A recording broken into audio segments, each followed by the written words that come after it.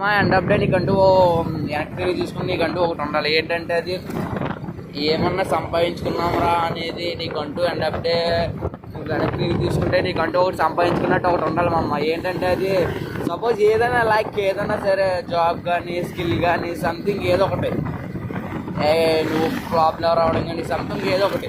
ఇప్పుడు నీకు మంచి కంటెంట్ ఉందనుకో మామ, తీసి వీడియో పెట్టి తప్పలేదు మామ. ఎవడో చూస్తాడో నన్ను ట్రోల్ చేస్తాడో పక్కా పోసాను అనుకుంటే మామ, వాడు ఏమన్నా నీకు తెచ్చి పెడతాడేంటి మామ, వాడి పెట్టిలో రూపాయి తీసి నీకు ఏమన్నా ఇస్తాడేంటి మామ, ఎవడు కదా మామ. అలాంటప్పుడు వాడేమనుకుంటే ఈడేమనుకుంటే ఏంటి మామ చెప్పు మామ. నేను ఒకటే చెప్పగలను మామ, వాడు ట్రోల్ చేసిన మనకంటే డబ్బు ఎక్కువ ఉండాలి. మన పక్కనే ఉంటారు. మనం ఏదైనా ఆపదలో ఉంటే మనకి ఏమన్నా రూపాయి సాయం చేస్తారా మామ, ఏ నా కొడుకు సాయం చేయడు.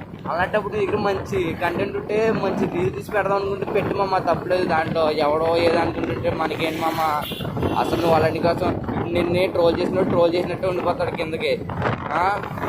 ఏంటి మామ, ఇప్పుడు నేను ట్రోల్ చేసినాడు రేపు పొద్దున్న బాగున్నావు ఇంకో మామ, నువ్వు అది మామ, నువ్వు ఇది మామ, నువ్వు తోపు మామ, తూరం మామ అంటాడు. అలాంటి నా కొడుకులు మాత్రం గుర్తుపెట్టుకో.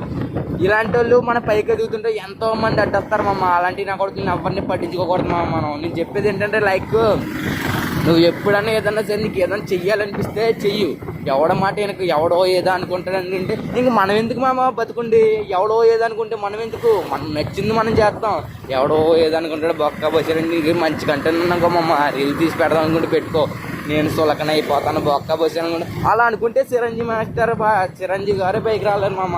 ప్రభాస్ గారిని ట్రోల్ చేశారు, మనం ఎంత మామ చెప్పు అది.